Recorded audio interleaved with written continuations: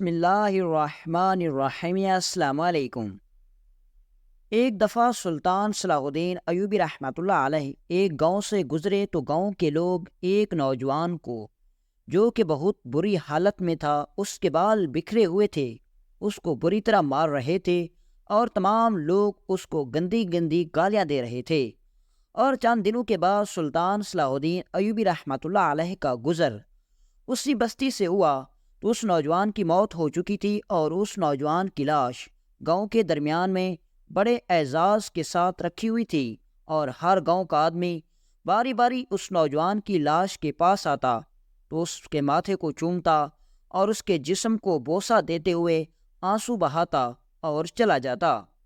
یہ منظر دیکھ کر سلطان صلاح الدین ایوبی رحمۃ اللہ علیہ حیران ہو گئے کہ جب میں یہاں سے گزرتا تو لوگوں نے کہا کہ یہ بہت بڑا شرابی، زناہ کار اور چور ہے، اور جب میں واپسی پر گزرا تو اسی نوجوان کی لاش کو لوگ اس طرح چوم رہے ہیں جیسے کوئی یہ ولی اللہ ہو۔ آخر اس کے پیچھے ماجرا کیا ہے؟ سلطان صلاح الدین ایوبی رحمۃ اللہ علیہ اپنے گھوڑے سے اترے اور گاؤں والوں کے پاس گئے اور اس نوجوان کے بارے میں پوچھا۔ دوستو، اصل میں واقعہ کچھ اس طرح کا ہے کہ ایک دفعہ سلطان صلاح الدین ایوبی رحمۃ اللہ علیہ کو اپنے خاص جاسوسوں سے خبر ملی کہ سلطان معظم رینالڈ بادشاہ کے ماہر جاسوسوں کے دستے مصر کی سرحدوں سے داخل ہو کر چھوٹے بڑے گاؤں میں داخل ہو جائیں گے، اور ان کے جاسوس مسلمانوں کے حوصلے کو پست کر کے ان کے درمیان پھوٹ ڈال کر ان کو آپس میں لڑوائیں گے، اور تاجروں کی تجارت کو بھی بہت نقصان پہنچائیں گے، جس سے سلطان صلاح الدین ایوبی رحمۃ اللہ علیہ کی سلطنت بہت کمزور ہو جائے گی۔ سلطان معظم جب رینالڈ بادشاہ آپ کو میدان جنگ میں شکست نہیں دے سکا تو آپ اوچھے ہتھ کنڈوں کے ذریعے آپ کے لوگوں کو کمزور کر کے آپ کی سلطنت کو ختم کرنا چاہتا ہے۔ اور سلطان صلاح الدین ایوبی رحمۃ اللہ علیہ کو اپنے جاسوسوں سے مزید یہ خبر ملی کہ رینالڈ بادشاہ نے جو ماہر 200 جاسوسوں پر مشتمل دستہ تیار کیا ہے، وہ کوئی عام جاسوس نہیں ہے، بلکہ عیسائیوں کے سب سے بڑے اور خطرناک جاسوس ہیں، اور ان کو کوئی عام آدمی یا عام سپاہی نہیں پکڑ سکتا۔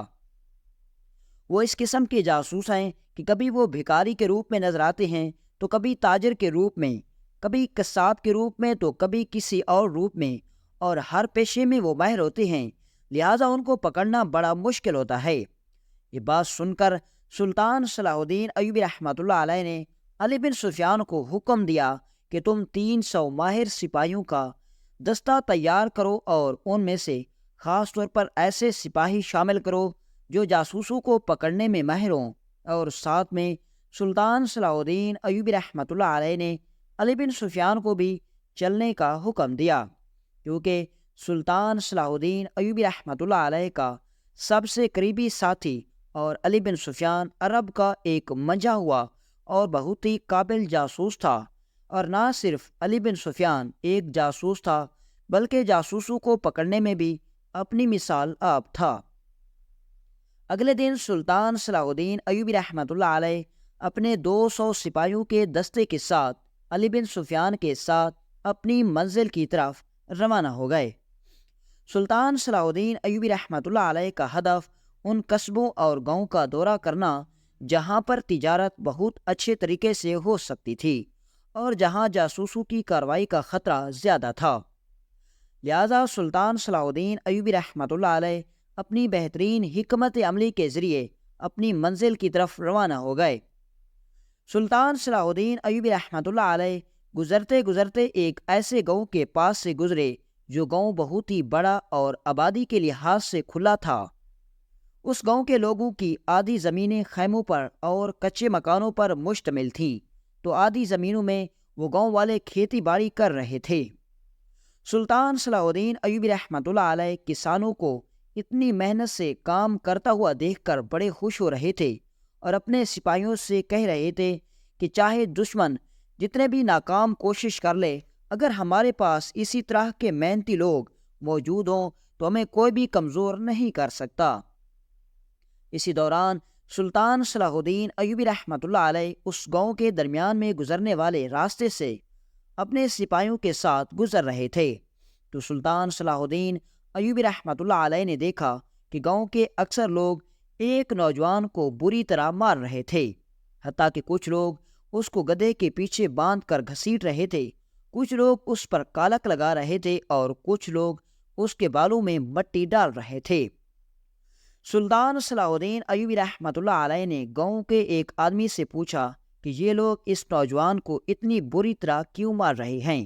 اس نے کہا، سلطان معظم، یہ نوجوان شرابی ہے اور شراب پینے کے بعد یہ اپنے ہوش میں نہیں رہتا، اور جب اس کو شراب نہیں ملتی تو یہ لوگوں کا نقصان کرتا ہے اور شراب پی کر لوگوں کی ماں بیٹیوں کی عزت کے ساتھ کھیلتا ہے۔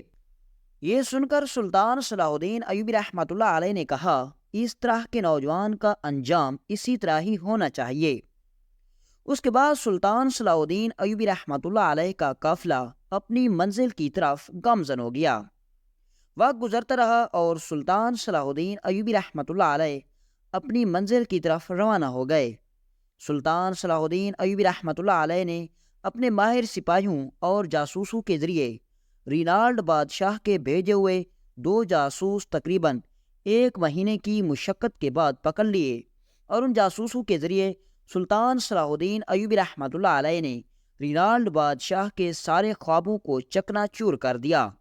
اور جب سلطان صلاح الدین ایوبی رحمۃ اللہ علیہ نے اپنے فرائض کو سر انجام دیا تو اس کے بعد سلطان صلاح الدین ایوبی رحمۃ اللہ علیہ نے واپسی کا راستہ اختیار کیا اور محل کی طرف اپنا سفر شروع کر دیا۔ یہ سفر سلطان صلاح الدین ایوبی رحمۃ اللہ علیہ کا سب سے طویل سفر تھا۔ اتفاقاً سلطان صلاح الدین ایوبی رحمۃ اللہ علیہ کے قافلے کا گزر دوبارہ اسی گاؤں سے ہوا تو سلطان صلاح الدین ایوبی رحمۃ اللہ علیہ نے دیکھا کہ کسی بھی کھیت میں کوئی کسان کام نہیں کر رہا۔ سلطان صلاح الدین ایوبی رحمۃ اللہ علیہ حیران ہو گئے کہ آخر آج اس گاؤں کے اندر ایسا کیا ہوا کہ کوئی بھی کسان فصلوں میں نظر نہیں آ رہا۔ جب سلطان صلاح الدین ایوبی رحمۃ اللہ علیہ کا قافلہ گاؤں کے درمیانی راستے سے گزر کر گاؤں کے درمیان میں پہنچا تو سلطان صلاح الدین ایوبی رحمۃ اللہ علیہ نے دیکھا کہ گاؤں کے چوراہے پر لوگوں کا بہت زیادہ ہجوم تھا۔ یہ دیکھ کر سلطان صلاح الدین ایوبی رحمۃ اللہ علیہ بڑے حیران ہو گئے کہ آخر ماجرا کیا ہے، لوگ اتنے کیوں اکٹھے ہیں؟ یہاں کوئی حادثہ ہوا ہے یا کسی مصیبت نے ان گاؤں والوں کو اپنی لپیٹ میں لے لیا ہے؟ سلطان صلاح الدین ایوبی رحمۃ اللہ علیہ نے اپنے ایک سپاہی کو حکم دیا کہ جا کر معلوم کرو کہ آخر یہ یہاں اتنا ہجوم کیوں ہے۔ وہ سپاہی اپنے گھوڑے سے اترا اور جا کر دیکھا اور دوڑتا ہوا سلطان صلاح الدین ایوبی رحمۃ اللہ علیہ کو آ کر بتانے لگا۔ اس نے کہا، سلطان معظم، جب ہم چند دن پہلے اسی گاؤں سے گزرے تو جس نوجوان کو یہ گاؤں والے اتنی بری طرح پیٹ رہے تھے، اس کے بالوں میں مٹی ڈال رہے تھے، اس کو گدھے کے پیچھے گھسیٹ رہے تھے، اس نوجوان کا آج انتقال ہو گیا ہے۔ لیکن سب سے حیرانی کی بات یہ ہے کہ اس نوجوان کی لاش کو اس گاؤں کے چوراہے پر بڑے اعزاز کے ساتھ رکھا گیا ہے، اور گاؤں کا ہر آدمی اس کی لاش کے قریب آتا ہے، اس کے چہرے سے کپڑا ہٹا کر اس کے چہرے کو بوسہ دیتا ہے اور اس کو دعائیں دیتا ہوا چلا جاتا ہے۔ جب یہ بات سلطان صلاح الدین ایوبی رحمۃ اللہ علیہ نے سنی تو سلطان چونک گئے کہ جس نوجوان کو یہ لوگ چند دن پہلے برا اور گنہگار سمجھ کر اتنی بری طرح مار رہے تھے، آخر اس نوجوان نے ایسا کیا کیا کہ اس کی موت کے بعد لوگ اس کو اتنی عزت کیوں دے رہے ہیں؟ سلطان صلاح الدین ایوبی رحمۃ اللہ علیہ یہ سوال لے کر اپنے گھوڑے سے اترے اور اس نوجوان کی لاش کے قریب پہنچ گئے۔ سلطان صلاح الدین ایوبی رحمۃ اللہ علیہ کے قافلے اور سپاہیوں کو دیکھ کر گاؤں کے لوگ ادھر ادھر ہٹ گئے۔ سلطان صلاح الدین ایوبی رحمۃ اللہ علیہ نے جب قریب جا کر اس نوجوان کے میت سے کفن ہٹایا تو آگے کا منظر نے سلطان صلاح الدین ایوبی رحمۃ اللہ علیہ کو بھی چونکا دیا۔ اس نوجوان کے چہرے سے بے انتہا نور نکل رہا تھا، ایسے لگتا تھا جیسے اس نے ابھی بھی شہادت کا جام پیا ہو۔ یہ منظر سلطان صلاح الدین ایوبی رحمۃ اللہ علیہ کو بھی حیران کر رہا تھا۔ سلطان صلاح الدین ایوبی رحمۃ اللہ علیہ حیران تھے کہ جو نوجوان چند دن پہلے اتنا گنہگار تھا، دنیا کی ہر برائی اسی میں تھی، اتنا زیادہ ذلیل انسان تھا کہ آخر اس نے ایسا کیا کام کر دیا کہ اللہ تعالیٰ نے اس کو اتنی عزت بخش دی۔ اس کے بعد سلطان صلاح الدین ایوبی رحمۃ اللہ علیہ نے اپنا چہرہ ان گاؤں والوں کی طرف موڑا اور پوچھا، اے گاؤں والو، آخر یہ کیا ماجرا ہے؟ جس نوجوان کو تم چند دن پہلے بری طرح تشدد کا نشانہ بنا رہے تھے، آج تم اس کو اتنی عزت دے رہے ہو۔ آخر اس کے پیچھے ماجرا کیا ہے؟ کیا اس نوجوان کی کوئی جائیداد نکل آئی ہے؟ یہ سن کر ان میں سے ایک گاؤں کے بزرگ نے کہا، سلطان معظم، ہماری آنکھوں پر پٹی بندھی ہوئی تھی۔ ہم نے جس نوجوان کو اتنا برا سمجھا، ہم نے جس نوجوان کو اتنا ذلیل سمجھا، وہ اصل میں ایک فرشتہ نکلا اور ہمیں اس بات کی سمجھ نہیں آئی۔ سلطان صلاح الدین ایوبی رحمۃ اللہ علیہ نے پوچھا، آخر ماجرا کیا ہے؟ تو اتنے میں ایک دو نوجوان سامنے آئے۔ ان کی شکل سے لگ رہا تھا کہ وہ بھی اس نوجوان کی طرح شرابی ہیں۔ ان میں سے ایک دوست کہنے لگا، سلطان معظم، یہ نوجوان ہمارے ساتھ مل کر گاؤں کے ایک پرانے کھنڈر میں بیٹھ کر شراب پیتا، اور اس کے بعد ہم شراب پینے کے بعد گاؤں میں ڈاکے بھی ڈالتے، چوریاں بھی کرتے، لوگوں کے دمبے بھی اٹھا کر لے جاتے، اور حتیٰ کہ لوگوں کی فصلوں کو بھی نقصان پہنچاتے۔ کیونکہ ہمیں بری لت لگ چکی تھی اور ہمارے پاس رقم نہیں ہوتی تھی، لہذا ہمیں یہ کام مجبوری میں کرنے پڑتے۔ سلطان معظم، وقت گزرتا رہا اور یہ نوجوان ہمارے ساتھ تمام گناہوں میں شریک ہوتا رہا۔ چند دن پہلے ہم نے ایک جگہ ڈاکہ ڈالا اور وہاں ہمیں تقریباً 600 سونے کے سکے ملے۔ جب ہم نے ان سونے کے سکوں سے شراب خریدنے کی ترکیب بنائی تو یہ نوجوان کہنے لگا، نہیں، مجھے میرے حصے کے 200 سکے واپس کر دو، میں خود ہی بازار سے شراب خریدوں گا، میں تمہارے ساتھ نہیں خریدنا چاہتا۔ ہم سب حیران ہو گئے۔ کتنے سالوں سے جب بھی ہم کوئی ڈاکہ ڈالتے ہیں، چوری کرتے ہیں، تو ہم ایک ساتھ جا کر شراب خریدتے ہیں، لیکن آخر یہ ہم سے اپنے حصے کی رقم لے کر کیوں اکیلے میں شراب خریدنا چاہتا ہے؟ سلطان معظم، ہم نے اس بات کو گیا سمجھا اور ہم اپنے کاموں میں لگ گئے۔ یہ نوجوان 2 دن کے بعد ہمارے پاس آیا۔ اس کے چہرے سے لگ رہا تھا جیسے اس کو اپنا نشہ نہیں ملا۔ یہ پاگل ہو رہا تھا اور اس کی باتوں سے ہمیں معلوم ہو رہا تھا کہ اس نے 2 دن سے شراب نہیں پی، لیکن پھر بھی ہم نے اس کی بات پر غور نہیں کیا اور ہمارے پاس تھوڑی سی شراب پڑی ہوئی تھی اور ہم نے وہ اٹھا کر اس کو دے دی۔ وقت گزرتا رہا، پھر ہم نے ایک اور جگہ اسی طرح چوری کی اور ہمیں اچھی خاصی رقم ملی، لیکن اس نوجوان نے پھر وہ رقم ہم سے اپنے حصے کی رقم لی اور دوبارہ کہیں چلا گیا، اور یہ اسی طرح 3-4 مرتبہ ایسا کرتا رہا۔ آخر ہمیں شک ہو گیا کہ یہ نوجوان آخر ہم سے اپنا حصہ لے کر کہاں جاتا ہے، کیونکہ جب یہ ہمارے پاس واپس آتا ہے تو ایسا لگتا ہے کہ ہم نے شراب نہیں پی، یا آدھا پاگل ہوتا ہے، تو پھر یہ رقم کہاں کرتا ہے؟ سلطان معظم، ایک دن ہم نے اس کا پیچھا کرنا شروع کر دیا۔ پیچھا کرتے کرتے گئے تو یہ نوجوان ایک تندور والے کے پاس گیا۔ ہم بڑے حیران ہو گئے کہ جو نوجوان شراب کے لیے تڑپتا ہے، وہ اتنی آخر تندوری کے پاس کیا کرنے گیا ہے۔ ہم اس کو چھپ کر دیکھنے لگے۔ اس نے وہاں سے روٹیاں خریدی اور اس کے بعد ایک کباب والی دکان کے پار گیا، پھر اس نے کباب خریدے۔ ہمیں شک ہو گیا تھا کہ یہ نوجوان نے شراب پینا چھوڑ دی، لہذا یہ صرف ہماری محفل میں رہنے کے لیے ناٹک کر رہا ہے۔ ہم سمجھے کہ یہ شاید خود اپنے کھانے پینے کے لیے یہ سب کچھ چیزیں خرید رہا ہے۔ پھر ہمیں شک ہو گیا اور ہم نے اس کا پیچھا کرنے لگے۔ یہ نوجوان چلتا چلتا جنگل کے اندر پہنچ گیا۔ ہم بھی اس کا پیچھا کر رہے تھے۔ جنگل میں سے گزرنے کے بعد آگے کچی آبادی آ گئی۔ کچی آبادی میں سے چھوٹے چھوٹے کچے مکان نظر آئے۔ ہم بھی اس کا پیچھا کر رہے تھے اور یہ نوجوان آگے آگے چل رہا تھا۔ اس کے بعد یہ نوجوان ایک جھونپڑی کے اندر داخل ہوا۔ ہم بھی حیران ہو گئے کہ اس نوجوان کے پاس اپنی جھونپڑی کہاں سے آ گئی۔ یہ تو شراب پی کر گاؤں کی گلیوں میں سوتا، حتیٰ کہ اس کو گھوڑوں کے اسبل میں بھی نیند آ جاتی۔ اب یہ جھونپڑی میں کیا کر رہا ہے؟ لیکن جب ہم اس جھونپڑی میں جھانک کر دیکھا تو ہمارے پیروں تلے زمین نکل گئی۔ یہ نوجوان ایک بوڑھی عورت جو کہ فالج زدہ تھی، اس نے سب سے پہلے تو اس کی اپنی پگڑی سے اس کا منہ صاف کیا۔ منہ صاف کرنے کے بعد اپنے ہاتھوں سے اس کا منہ دھلایا۔ منہ دھلانے کے بعد خود اپنے ہاتھوں سے اس کو روٹی اور کباب کھلانے لگا۔ ہم یہ دیکھ کر بڑے حیران ہو گئے کہ دنیا کا گنہگار انسان جس کا ہر وقت برائی میں گزرتا ہے، ڈاکے میں چوری کرتے وقت گزرتا ہے، آخر یہ نوجوان اس بوڑھی عورت کی خدمت کیوں کر رہا ہے؟ ہم جانتے تھے کہ اس کے ماں باپ تو بچپن ہی میں چلے گئے، پھر بوڑھی عورت اس کی کون ہے؟ تھوڑی دیر گزری تو وہ بوڑھی عورت خود کہنے لگی، اے بیٹا، تم آخر میری کب تک خدمت کرتے رہو گے؟ پچھلے کئی دنوں سے تم نے اپنے منہ کا نوالا مجھے نکال کر دیتے ہو۔ تمہیں اپنی زندگی کی تمام خواہشوں کو میرے لیے قربان کر دیا ہے۔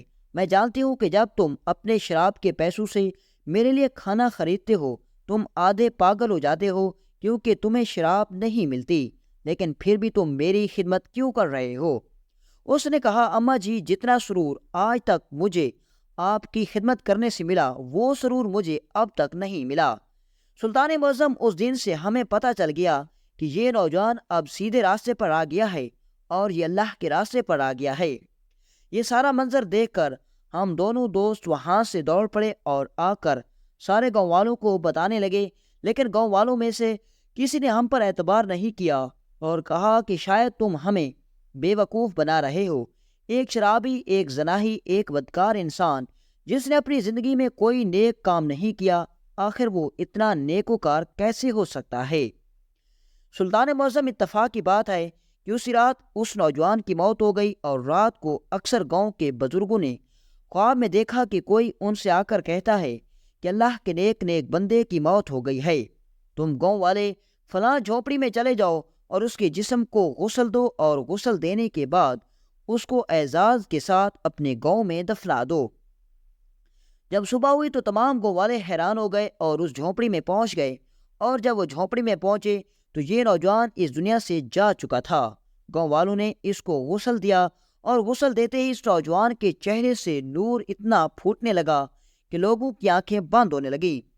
سلطان معظم، اس کے چہرے سے اتنا نور نکل رہا تھا کہ اس جیسا نور ہم نے آج تک نہیں دیکھا، اور یہی وجہ ہے کہ جس نوجوان کو چند دن پہلے لوگ بری طرح مار رہے تھے، آج اس کے ماتھے کو چوم رہے ہیں۔ یہ منظر دیکھ کر سلطان صلاح الدین ایوبی رحمۃ اللہ علیہ تمام لوگوں سے مخاطب ہوئے اور کہا، اے لوگو، سوچنے کی بات یہ ہے کہ یہ نوجوان بہت گنہگار، بہت بدکار اور چور تھا، لیکن اللہ تعالیٰ نے اسے صرف ایک بوڑھی عورت کی خدمت میں، جو کہ اس کی ماں بھی نہیں تھی، اس کے بدلے میں اتنا صلہ دیا۔ سوچو، اگر اتنی خدمت اس نے اپنی ماں کی ہوتی تو اللہ تعالیٰ اسے کتنا بڑا مرتبہ دیتا۔